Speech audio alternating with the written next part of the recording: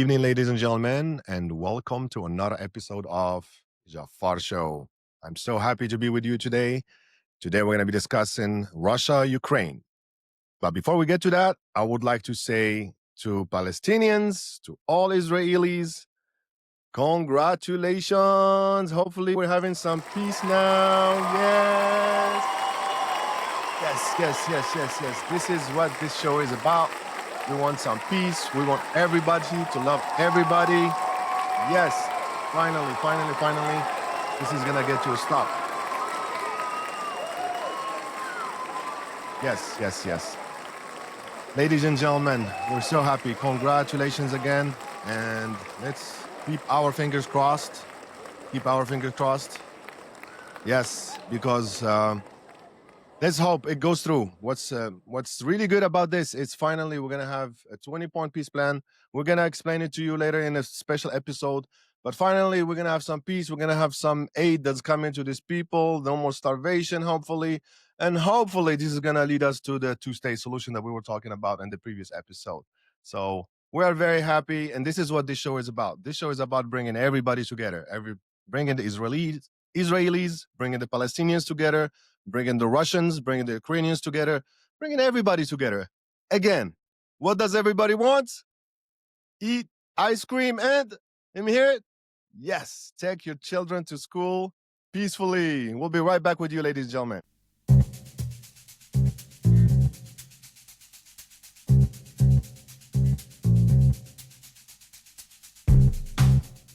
All right, ladies and gentlemen, today we're so happy to talk to you about Russia, Ukraine. What an interesting story. I mean, I really wanted to talk about Palestine and Israel, but just like we agreed before, out of fairness, because Russians and Ukrainians are just as valuable as Palestinians and Israelis, we're going to give them this episode and even more if needed, just because we appreciate them, we value their life just as much as any other life in the world. We're going to talk about a very interesting story. We're not going to go back in history again, but we're going to go just from the dissolution of the Soviet Union. Would you like my narrative voice again? All right. Once upon a time, there used to be the Union of Soviet Socialist Republics. They decided no more union. We don't want to be unified anymore. By 91, referendums, Ukraine, 92%, we want our independence. Excellent. They got their independence. Now we have finally a new country called Ukraine. I mean, back in history, that territory, it used to be a Ukrainian republic for some time. It used to belong to the Mongol and the Tatar. It used to belong to the Poland, the Polish, the Rus. So there's a lot of history. But 91, that's when was the creation of what we know now about Ukraine. Independent 91. Come next important date, ladies and gentlemen, 1994. What happened? The nuclear socialist republics, the previous one that were part of the Soviet Unions, now decided we're going to go do disarmament. No more nuclear power in those countries. We're talking about Belarus, we're talking about Ukraine, and we're talking about Kazakhstan. Okay, so those three countries are going to give up their nuclear weapon, and they're going to sign basically a treaty with who? With the UK, with Russia, guaranteeing that, guess what? We're going to respect your sovereignty, your independence, and your borders. Just give us your nuclear weapons. Of course, United States, they signed that treaty as well. So this was kind of a guarantee to these countries that they're going to keep their borders untouched. All right, we'll see what happens in the history. Did that really happen? And was that actually a big mistake from Ukraine that they did give up their nuclear weapons before joining the NATO? Because I know they've been trying to join the NATO, but now they have no nuclear weapons. And just from what I've been observing, ladies and gentlemen, all this conflict that we see, you don't see two nuclear powers in it. I mean, you've seen India and Pakistan, but it was quickly shut down. It's been going on for years, of course, in the Kashmir region. But when a country has a nuclear power, I mean, there is not much you can do to it at the end. And that's why Russia, I'm saying, nobody can threaten you either. You have a nuclear power. As a matter of fact, you have the biggest arsenal on the world of nuclear weapons. So that means nobody can threaten you. There is no reason to go over the borders. And that's what other presidents are saying lately. It's really ironic, ladies and gentlemen, when you see the president of France saying, oh, they may go to Germany and we're going to be next. Oh my gosh, like Russia now is deciding want to invade Europe, want to go to Germany, want to go to France. It's not going to happen, guys. You know, that's not what Russia is after. All right, ladies and gentlemen, we're going to go to the next date. Excuse me one more time. Now, basically, they give up their weapons. Excellent. So what we're going to do, let's try to be friends. We have the Black Sea Treaty on 1997. Then basically they did split the Black Sea. They did make arrangement. They may make an arrangement also about the gas pipe that's going through Ukraine. They're going to pay some taxes until a certain year. Then it's going to be renewed and all of the above. So basically they're getting friends now. Okay. That's 1997. Then we'll go straight to 2003. 2003, what happened is the free trade agreement with this previous Soviet Union states that we talked about that give up the disarmament. We're going to encourage them. We're going to give them some free trade. I mean, Ukraine is very rich in minerals. They have a very good fertile land. They have that gas pipe going through them. So there is a lot going on that it will benefit, basically. They have coal. Oh, yeah. So that was going to benefit the whole entire region there. We're getting friend. Everything was getting smooth, cool, and dandy until we got to 2004.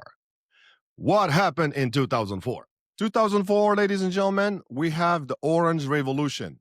What happened in the Orange Revolution? We have some presidential elections. We have two presidents. There is a pro-Russian and there is a pro-Western. You can say they don't get along. So the pro-Russian is Mr. Viktor Yanukovych, and the pro-Western is Mr. Viktor Yushchenko. Can you say it? Can you pronounce it quickly? Okay. Viktor Yanukovych, Viktor Yushchenko. All right. So what happened? Mr. Viktor Yanukovych, the pro-Russian, he won the elections. Guess what? Revolution. People don't like it. It's fraud. No. We're not going to accept that. Supreme Court interfere. Okay, guess what we're going to do? We're going to invalidate those results and we're going to do new elections. Obviously, of course, who wins in the new election is the pro-Western president, Mr. Viktor Yushchenko. Now, ladies and gentlemen, Mr. Viktor Yushchenko is going to be the new president of Ukraine. Okay. And he is, as we mentioned before, a pro-Western president. So basically, he want to go with the European Union. He want to basically build relationships and even join the NATO. That's what they've been trying since forever. Okay. So Mr. Viktor Yushchenko starts his strategy, getting closer to Europe. Russia noticed that immediately. Guess what they're going to do? They're going to start building the pipeline going through the north. We'll call it the Nord Stream. It's going to go through the north, going straight to Germany. It's going to bypass Ukraine. It's going to no need to pay any more taxes through that. All right. So they're already getting prepared. Now, what happened after that? We have another election in 2010 for Ukraine. Another election for 2010 in Ukraine. And guess who is gonna run? Guess who's gonna run? Oh yeah, Mr. Viktor Yanukovych. Again, Mr. Viktor Yanukovych, the pro-Russian president. He's coming back and he is coming with a vengeance. Oh yeah, what he does. In 2012, he passes this new law, what we call the language law. Kivalov-Kolesnichenko law. Can you say it? All right, right there. So here's what happened. This law basically officially recognized minority language when spoken by over 10% of the population. Okay.